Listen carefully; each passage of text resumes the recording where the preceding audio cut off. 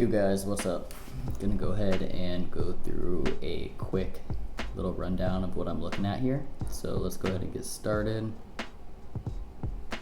So to start off with, I'll just go over Bitcoin, and then I'm gonna cover TIA, Dime, Dimension, and then Big Time as well. So I'm gonna look at those 4 coins, and then if you guys have any other questions or anything, feel free to just reach out through DMs or message me on Twitter, and we'll go from there. Start out with BTC. We have this old cipher pattern that we've been playing since the beginning of the cycle. It's this one here where you have your 618 all the way up, and then you had your 786 down here. So this is what marked the bottom. When we have that 786, we look for an ABCD pattern too for potential upwards thrust here. So 786, you get your 1.272 reciprocal. And what I'm looking at was this weekly fair value gap here that you have, this gap right here.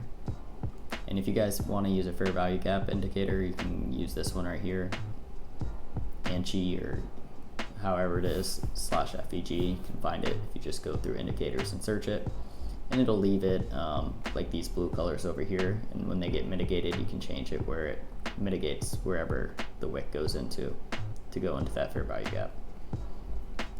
So we had one right here from the previous cycle, and we actually inversed it, so an inverse fair value gap. So when we're going to go ahead and break above it instead and come back down and find it as support. So we actually found the midpoint of it perfectly as support here, which I said if this maintains and holds, we might be able to push up towards our 1272 of our ABCD harmonic pattern.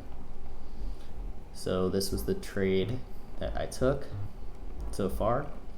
The first TP was going to be this harmonic that we had here for the Gartley. So this is scaled out a little bit. So this was the first TP right up here around 71K. And this can also extend to a 1618 crab pattern, which I have marked out up here as well. So this will be the areas that I'll start to scale more out of this trade. We can always bring stops up if you need, or hold them under this wick, but might as well just break even if you did take it. But yeah, so that's what I'm looking at on Bitcoin. I mean, right now we're just kind of forming almost like a little bullish structure here, because you got here, and I don't think this is going to top like this, but if we're going to just continue pushing up like this, and then we're going to start getting some ETF buys this week, we could see this start to break out above and go higher. Maybe you fake it down first into the order block and then reclaim and go, but we're going to go ahead and see. I would like to see this push up to these levels up here, but we'll see what happens. Play it by ear. Still in from down here, so looking good. I didn't actually catch it here, I was away, but I was looking down here, and I was looking at this fair value gap, which is where I entered, right around the midpoint over here, give or take. Entered there, had stops below this weekly FVG here, or IFVG, because if this failed, we start losing that midpoint, and I don't want to be in this trade anyways. So that's what I'm looking at on Bitcoin. We'll go ahead and check Big Time. So Big Time, I'm still looking at this Gartley that we had. So this is the Gartley that we've had for a while here, kind of just been holding it, but the structure still looks good. We came up, we got rejected from this order block up here, and came back down, potential type 2 action here, type 7, whatever you want to call it. But if we're going to hold this, forming a pretty big bullish divergence that we can see here. So let's see if this is going to be enough to push it up, but we are holding the PRZ, which is your 786, 1618 here. 1618 is if you drag this D down to here, you'll see the 1618 here. 786 is your XD ratio that I have marked here. So we'll see. So far it looks good. I mean, I think worst case scenario is you come back down and fill this wick, but if that's like worst case, right? And that'd be another good buying opportunity. We have this high over here that we just came back down and we tested and held. So far that's looking pretty good. Pretty good in my eyes. Ideally, sooner or later I would like to see this get flipped, this midpoint here, for continuation up to our higher targets. Why do I have these two levels marked? Well, I'll show you right now. We have a harmonic here that formed. We put in a B point of 0.5. So once you have this 0.5 from these first 3 points, you look for your 886, which is going to be this first one around 91 cents. And then I also pulled one from this high here. We got an 886. So once you have an 886, or if you have an old bat pattern that does an 886, it can potentially be a deep crab. So this would be the deep crab, looking like this. And I have those two levels marked. So those would be two levels to watch out for potential bearish harmonics forming. Go ahead and check the momentum when you get up there to see if it wants to break through that and continue, or if it's going to reject there. But ideally that would be where this would go with these harmonic patterns that we have forming. So in my eyes, it does look good, and it's an easy invalidation. And if it goes lower, I mean, just buy more spot, which is going to be my plan. You guys invest at your own risk. Alright, so we're going to look up dime, and then we'll do TIA. Which dime chart was I using? I think I was using Mexi spot. Alright.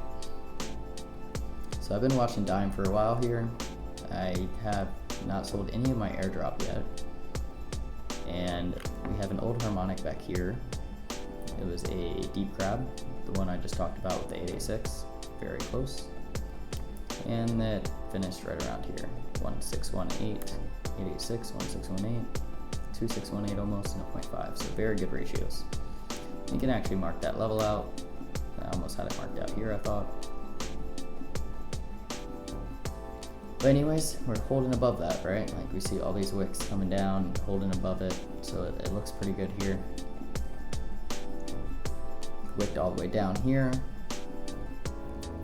Have that mark from this fair value gap over here. That was the bottom of the fair value gap, this old one that we have. You can see this already got filled, but you can see the space in between these candles right there. And that was the old fair value gap. And you can actually see almost all the bodies of the candles on the 4 hour held that. I bet you all of the dailies you probably did. So that held that fair value gap down there. Have the harmonic here. And move up, come back down. We swept all the lows here, so it has everything you need. You can actually see this low swept here. Everything you need to probably continue higher here. And what I'm looking at here, we had a Gartley. So from XA, then you go to swing high here, 618. So that's perfect. So once you have that 618, you can check a cheat sheet, harmonic cheat sheet. There's plenty of them. You can probably search it on Twitter if you need it. But there's a ton of them. And once you have that 618, you have your 786 for this leg over here. So this might not be pinned too perfect, but there we go. Around 735 area. And this can extend all the way down to an 886, which is like around this level down here. I can actually show you. It could go all the way down here, 5.2, and still be valid, but the reason I don't want it to, or it would kind of invalidate and I'd probably re-enter, is because I have a 4 hour hidden bullish divergence here. I want to see this play out, and if this does play out, we should just pump from here, which is what we're doing so far since entry. And if it does come down, I'll DCA, but I don't want to see this low held or lost, because we have a higher high in price and we had a lower low in oscillators on RSI and MACD, which creates a hidden bullish divergence, which shows continuation upwards. So that's one reason I got into this, with the bullish harmonic, higher time frame, and then we also have this potential Gartley here with the hidden bullish divergence. So in my opinion, I think this one looks pretty good, and we'll see how it plays out. And then we'll look at TIA. So TIA is another one. TIA had a cipher pattern. Let's go with the daily here. So TIA has this cipher pattern, 618, 1.13, 786, or 1272 for the ratios. And same thing as Bitcoin, you have a 786 down here with a cipher. You potentially can get that 1272 extension. So we'll see if this one plays out. We have a PO3, right? We have some lows here. Consolidation up here. We dipped down, we manipulated this area here, and now we're trying to reclaim it. So I'm looking to hold this area if we can. start breaking above 15.2, start going for some of these higher targets. I fit from high to low here. That's where this fits from. We held the 236 pretty nice here recently. We're below the 382. See if we can start breaking above that.